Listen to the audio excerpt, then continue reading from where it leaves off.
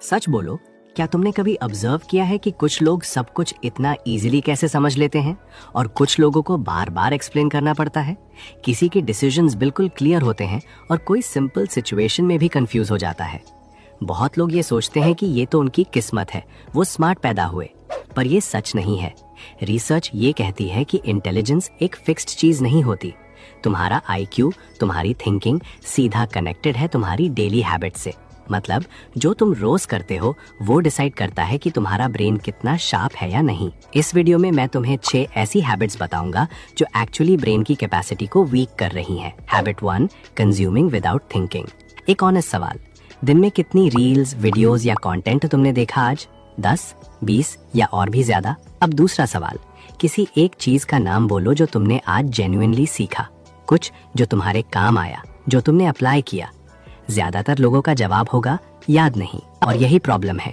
लो IQ mindset का मतलब ये नहीं होता कि इंसान स्टूपिड होता है। उसका मतलब ये होता है कि तुम सिर्फ कंटेंट कंज्यूम कर रहे हो और उसे प्रोसेस नहीं कर रहे।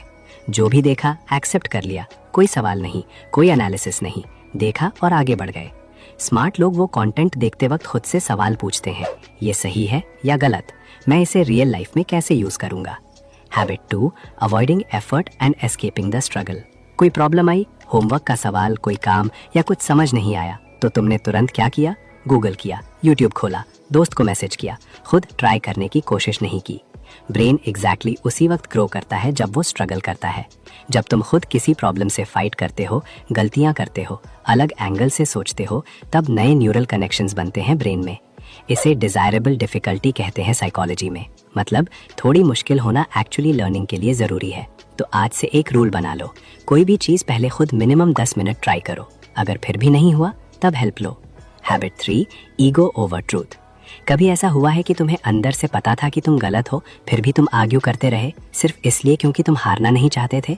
या कभी ऐसा भी हुआ होगा कि तुम्हें पता था सामने वाला गलत है, लेकिन तुमने कुछ बोला ही नहीं, सिर्फ इसलिए क्योंकि तुम कॉन्फ्लिक्ट अवॉइड करना चाहते थे या फिट इन होना चाहते थे। लो IQ माइंडसेट या तो अपनी गलती एक्सेप्ट नहीं करता या बिना सोचे सबसे अग्री कर लेता है, और दोनों ही केसेस में थिंकिंग लिमिटेड हो जाती है।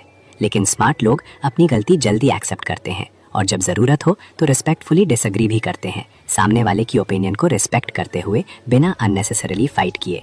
अगर तुम सिर्फ लोगों को खुश करने के लिए अग्री करते रहोगे तो धीरे धीरे तुम्हारी अपनी थिंकिंग ही खत्म हो जाएगी।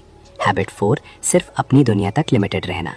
एक चीज नोटिस की है, जो लोग स्मार्ट लगते हैं वो अलग अलग टॉपिक्स के बारे में बात कर लेते हैं, psychology, history, science, business, sports. और जो लोग एवरेज लगते हैं वो सिर्फ अपनी एक फील्ड की बात करते हैं, बाकी सब में उन्हें इंटरेस्ट नहीं रहता।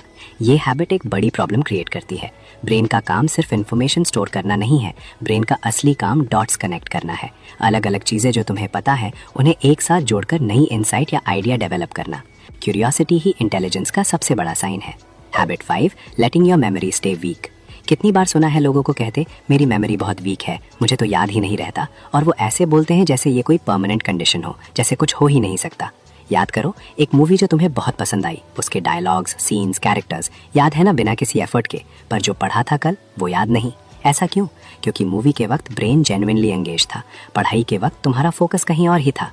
ब्रेन स्ट्रांग तब होता है जब तुम किसी चीज को अपने वर्ड्स में एक्सप्लेन करो, बिना नोट्स देखे लिखने की कोशिश करो और खुद से सवाल पूछो, मैं इसे कैसे एक्सप्लेन करूंगा।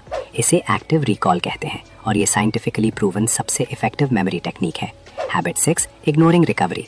बहुत लोग सोचते हैं मैं जितना बिजी रहूंगा उतना प्रोडक्टिव रहूंगा, रेस्ट करना मतलब टाइम वेस्ट करना, और यही सोच एक्चुअली ब्रेन की कैपेसिटी को स्लो करती है। ब्रेन रेस्ट के टाइम भी काम करता है, और कोई रैंडम काम नहीं, बहुत इंपॉर्टेंट काम। इसको डिफॉल्ट मोड नेटवर्क कहते हैं साइंटिस्ट्स। मतलब जब तुम कुछ नहीं करते, जैसे वॉक पर हो, नींद में हो या बैठकर कुछ सोच रहे हो, तब ब्रेन बैकग्राउंड में चीजें प्रोसेस करता है, प्रॉब्लम्स के क्रिएटिव सॉल्यूशंस ढूंढता है। इसीलिए बहुत बार होता है तुम एक प्रॉब्लम पर घंटे भर सोचते हो और जवाब नहीं मिलता, फिर शावर में या सो के उठो और सडनली सोल्यूशन आ जाता है। वो ब्रेन का डिफॉल्ट मोड था जो तब काम करता है जब तुम उसे रेस्ट देते हो। अगर ये वीडियो यूजफुल लगी तो लाइक करो, शेयर करो और सब्सक्राइब करो। मिलते हैं अगली वीडियो में। Thank you.